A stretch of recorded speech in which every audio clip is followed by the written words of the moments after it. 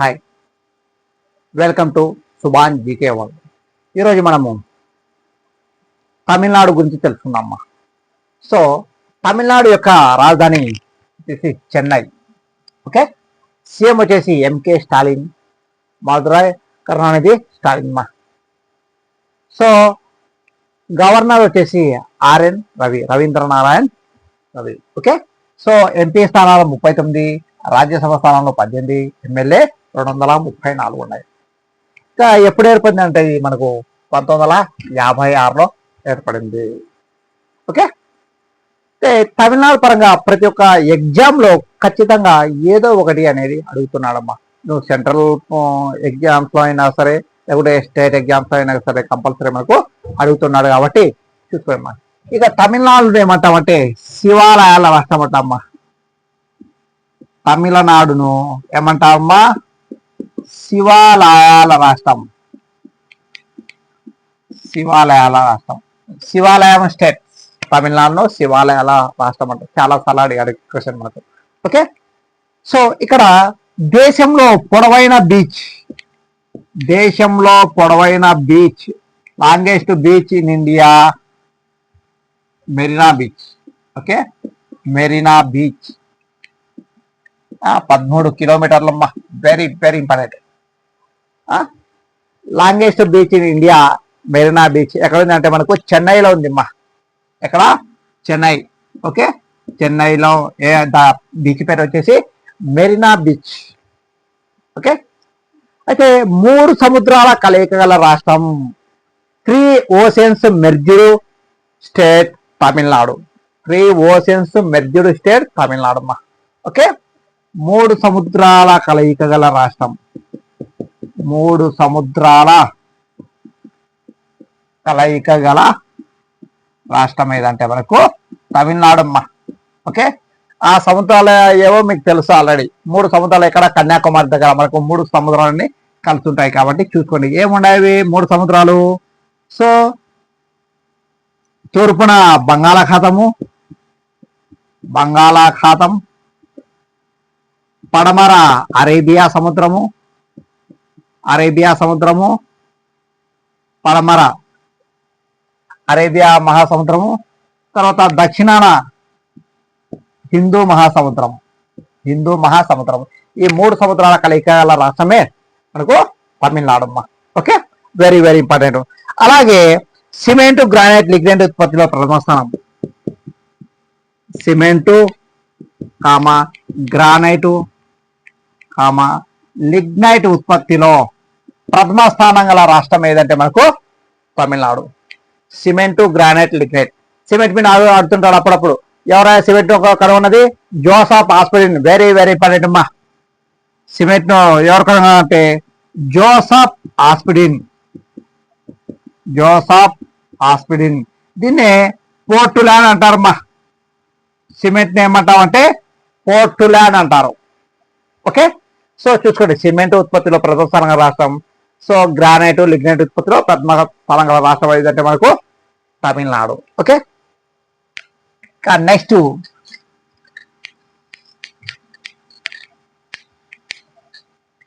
ఇక Detroit of India అని చెన్నైని అంటారమ్మా. Detroit of India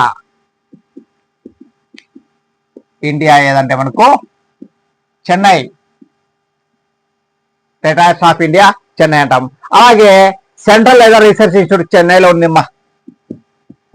central leather research institute ఎక్కడ? చెన్నై అమ్మా. చెన్నైలో ఉంది. సెంట్రల్ లెదర్ రీసెర్చ్ ఇన్స్టిట్యూట్ ఎక్కడ అంటే మనకు చెన్నైలో ఉంది. ఓకే, ఇక అత్యధిక దేవాలయం కంచిని సిటీ ఆఫ్ ది టెంపుల్స్ అంటారమ్మా. City of the temples Kanchi, city of the temples ఏదయా? కంచి. ఓకే, అంటే అత్యధిక దేవాలయాలు ఉండడం వల్ల ఏమంటాము? కంచిని సిటీ ఆఫ్ ది టెంపుల్స్ అంటారు. అలాగే కంచి అనే ప్రాంతాన్ని ఏమంటామంటే దక్షిణ కాశీ అంటాం. కాశీ వచ్చేసి వారణాసి, ఇక్కడ కంచి వచ్చేసి దక్షిణ కాశీ అంటాం. ఏది కంచిని ఏమంటాము?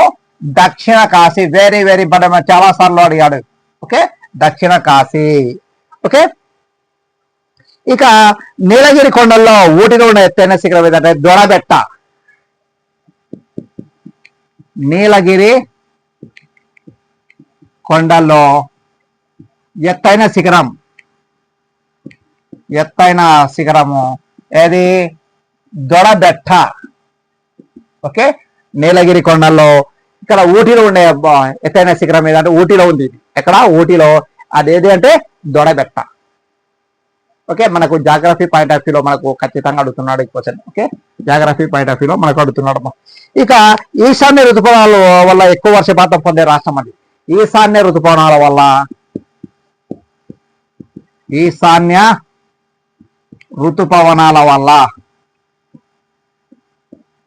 ఎక్కువ వర్షపాతం పొందే రాష్ట్రం ఏదంటే మనకు తమిళనాడు. ఓకే, ఈశాన్య ఋతుపవనాల వల్ల ఎక్కువ వర్షపాతం పడే ప్రాంతం ఇది. అలాగే భారతదేశ ఆటోమొబైల్ రాజధాని చెన్నై. భారత ఆటోమొబైల్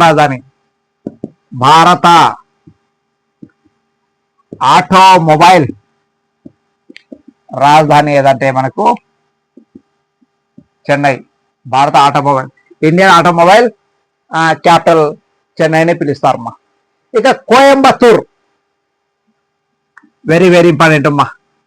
ఈ కోయంబత్తూరును ఏమంటామంటే వస్త్రాలకు ప్రసిద్ధిగాంచిన ప్రాంతం. దీన్ని మాంచెస్టర్ ఆఫ్ సౌత్ ఇండియా అంటారు. ఏమ్మా? Manchester of south India. Yes, Manchester of south India. Manchester of India అంటే ముంబై. మాంచెస్టర్ ఆఫ్ ఇండియా అంటే ముంబై. అలాగే కాటర్పోలిస్ ఆఫ్ ఇండియా అంటే ముంబై అంటాము. ఇక మాంచెస్టర్ ఆఫ్ నార్త్ ఇండియా అంటే అహ్మదాబాద్, గుజరాత్. గుర్తుపెట్టుకోండి, Ahmedabad, Gujarat. Manchester of north India Ahmedabad, Manchester of south India Coimbatore, Manchester of India Mumbai అనేది గుర్తుపెట్టుకోండి. ఈ 3 పేర్లు ఆల్రెడీ నేను చెప్పాను, ఇంతకుముందు ఎక్స్ప్లెయిన్ చేశాను. ఓకే, ఇక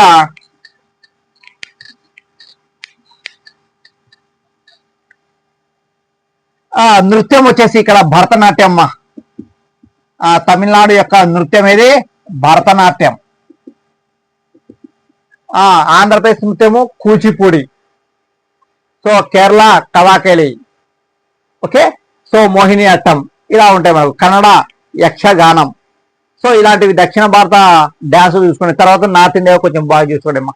ఓకే, ఇక నెక్స్ట్ శివకాశిని జవహర్లాల్ నెహ్రూ అంటే డిటిటి వాట్ అన్నారమ్మా. శివకాశి అనే ప్రాంతాన్ని జవహర్లాల్ నెహ్రూ గారు ఏమన్నారు? Little Tibet. జపాన్ గా కీర్తించారు. లిటిల్ జపాన్ గా కీర్తించారు. జవహర్లాల్ నెహ్రూ, మన మొదటి ప్రధాని అయిన జవహర్లాల్ నెహ్రూ గారు ఈ శివకాశి అనే ప్రాంతాన్ని లిటిల్ జపాన్ గా కీర్తించారు. ఓకే, ఇక కడలూరును సముద్ర పట్టణం అంటారమ్మా. Cuddalore very very important.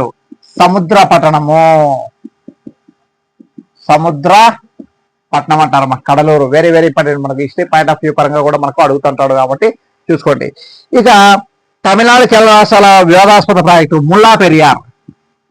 ఇక ముల్లా పెరియారు ప్రాజెక్టు వచ్చేసి తమిళనాడు తర్వాత కేరళ యొక్క వివాదాస్పద ప్రాజెక్టు.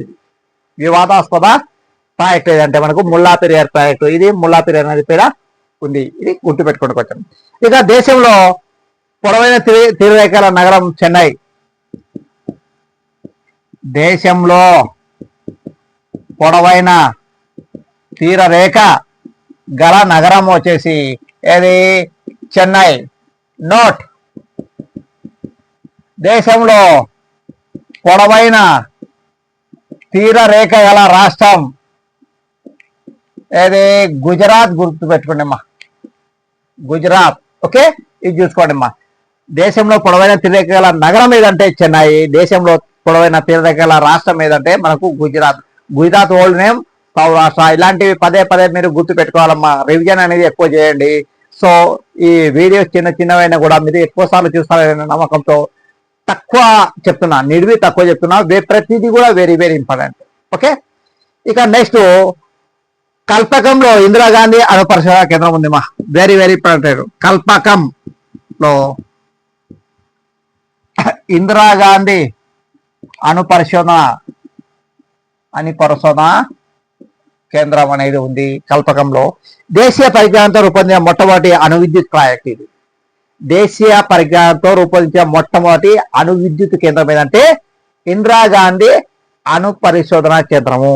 ఇందిరాగాంధీ అణు పరిశోధన కేంద్రం వెరీ వెరీ ఇంపార్టెంట్ మనకు. ఏది కల్పకంలో ఉంది మనకు. ఎక్కడ ఉందంటే కల్పకము. ఏ రాష్ట్రం అంటే తమిళనాడు, గుర్తుపెట్టుకోండి, తమిళనాడు. ఓకే. ఇక ఇందిరాగాంధీ అణు పరిశోధన కేంద్రం. ఎవరు ఇందిరాగాంధీ గారు? మన దేశ మొదటి మహిళా ప్రధానమంత్రి, iron lady of the India అంటారు. Iron lady of the Ireland అంటే Annie Besant, iron lady of the India అంటే ఇందిరాగాంధీ గారు, గుర్తుపెట్టుకోండి. ఈమె బర్త్డే, ఇందిరాగాంధీ గారి birthday November 19. So men's day celebrated, men's day celebrated. అయితే పురుషుల దినోత్సవం ఏ రోజు అంటే మనకు November 9. ఒక మెన్ మాదిరిగా రూల్ చేశారు ఈమె. అలాగే 2018 or 19లో నరేంద్ర మోదీ గారు ఏం చేశారంటే November 19 వరల్డ్ టాయిలెట్స్ డేగా ప్రకటించారు. వరల్డ్ టాయిలెట్స్ డేగా ప్రకటించారు. మనకు రెండు ఉన్నాయి, men's day and world toilets day ఏదంటే November 19. ఇక international women's day March 8, national women's day February 13. National women's day February 13 ఎందుకంటే సరోజినీ నాయుడు గారి బర్త్డే కాబట్టి. ఓకే. ఇక అరటి ఉత్పత్తిలో ప్రథమ స్థానం గల రాష్ట్రం ఏదంటే మనకు తమిళనాడు. ఎస్.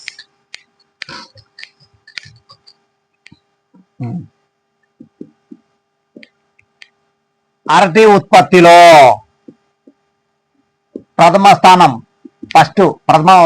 గల రాష్ట్రం ఏదంటే మనకు తమిళనాడు. అరటి శాస్త్రనామము మ్యూసా ప్యారడైసిగా, మ్యూసా ప్యారడైసిగా. అతి పురాతన ఫలం ఏదంటే మనకు అరటి పండు. అతి పురాతన ఫలం, ప్రాచీన ఫలము అరటి పండు. ఓకే.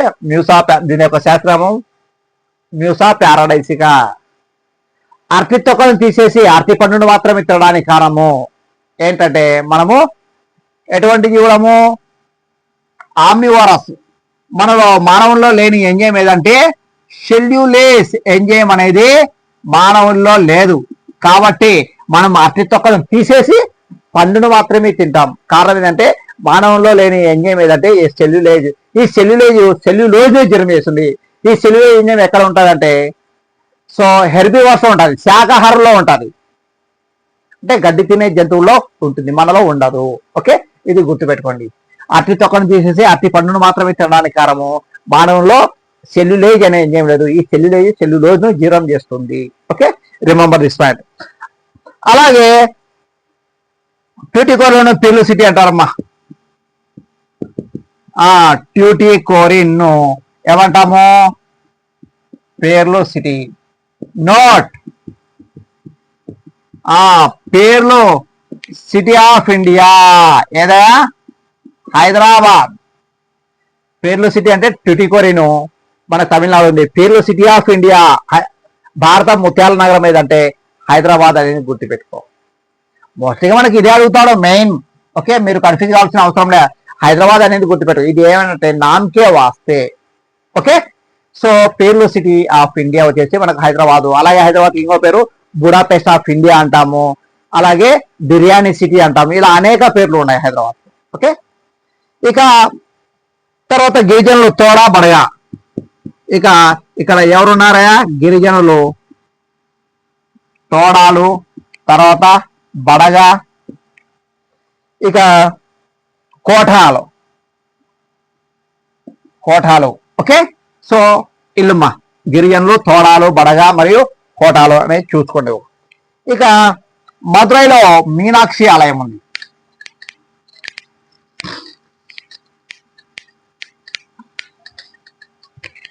ఏమ్మా? మదురై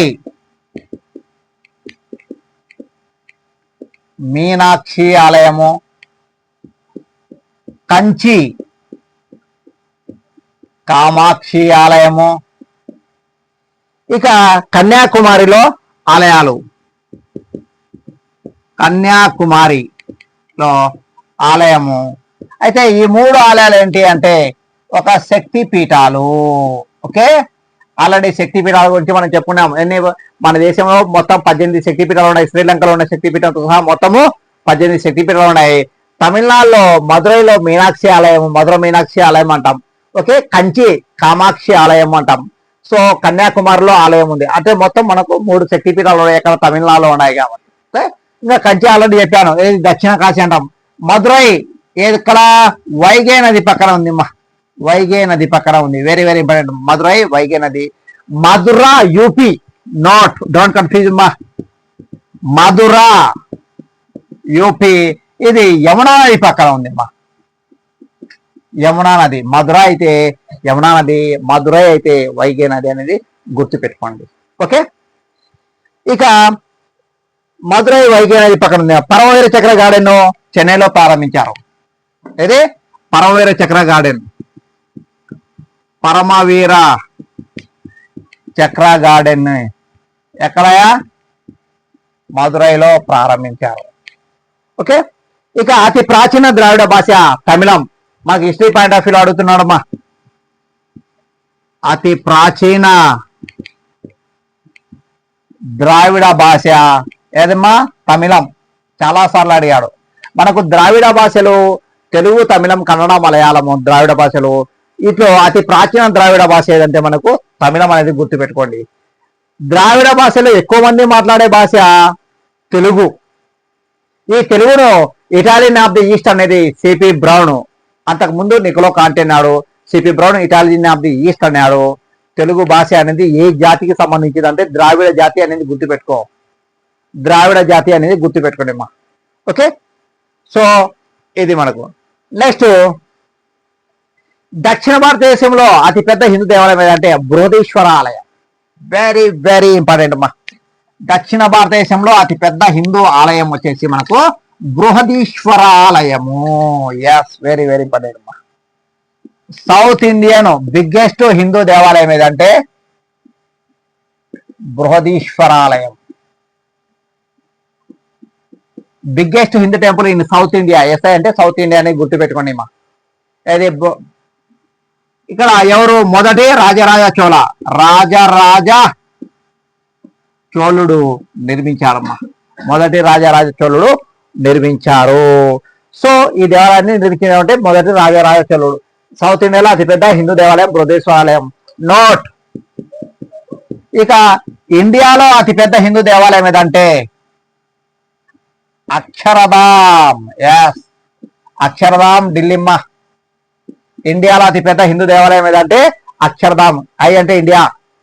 సో ఇక ప్రపంచం, డబ్ల్యూ అంటే వరల్డ్. ప్రపంచంలో అతిపెద్ద హిందూ దేవాలయం ఏదంటే అంకోర్వాట్ విష్ణు దేవాలయం. ఏది? అంకోర్వాట్ విష్ణు ఆలయము ఎక్కడుంది? కంబోడియాలో ఉందిమ్మా. కంబోడియా దేశంలో ఉందిమ్మా. So world biggest Hindu temple Angkor Wat Vishnu ఆలయము కంబోడియాలో ఉందిమ్మా. కంబోడియా ఓల్డ్ నేమ్ కంపూచియా, గుర్తుపెట్టుకో. Cambodia old name Kampuchea.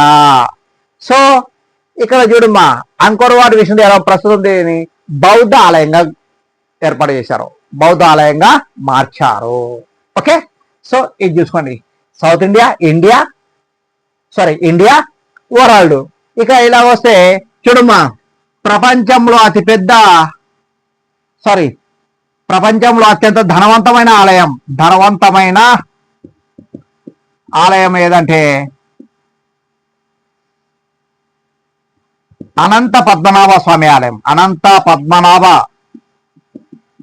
స్వామి ఆలయము ఎక్కడుంది? తిరువనంతపురం. ఓకే, ఇది చూసుకోండి, ఒక Kerala. So world richest Hindu temple Anantha Padmanabha Swamy ఆలయము. సో తిరువనంతపురం, కేరళ. మరి ప్రపంచంలో భక్తుల ముడుపుల ద్వారా అధిక రాబడి గల ఏకైక హిందూ దేవాలయం ఏదంటే తిరుమల తిరుపతి దేవస్థానము. So TTD. ప్రపంచంలో భక్తుల ముడుపుల ద్వారా అధిక రాబడి గల ఏకైక హిందూ దేవాలయం ఏదంటే తిరుమల తిరుపతి దేవస్థానము. తిరుపతి ఆంధ్రప్రదేశ్.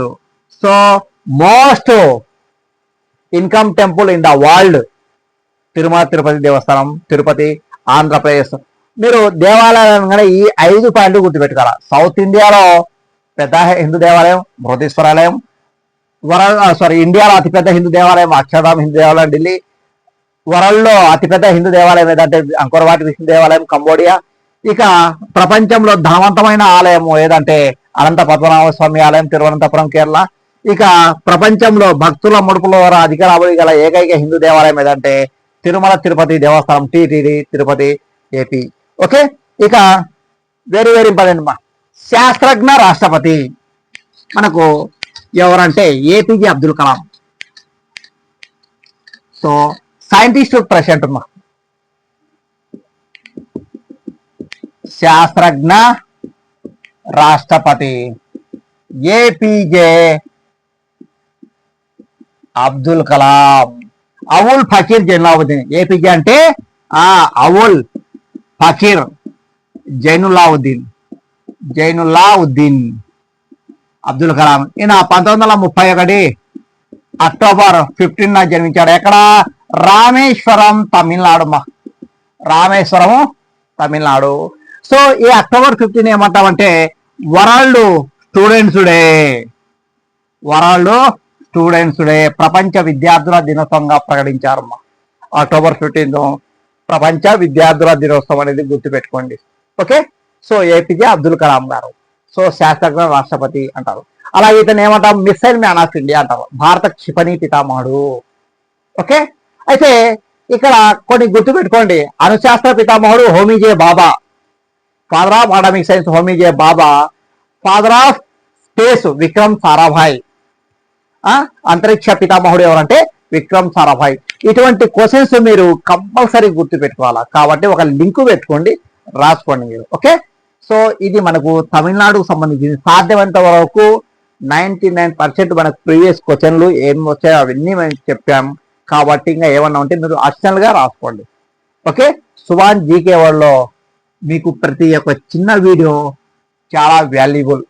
కాబట్టి మీరు ప్రతి ఒక్కరు సబ్స్క్రైబ్ చేసుకోండి, షేర్ చేయండి, మిగతా ఫ్రెండ్స్ కూడా చేయండి. అందరు తప్పక సక్సెస్ అవుతారమ్మా. Okay, all the best.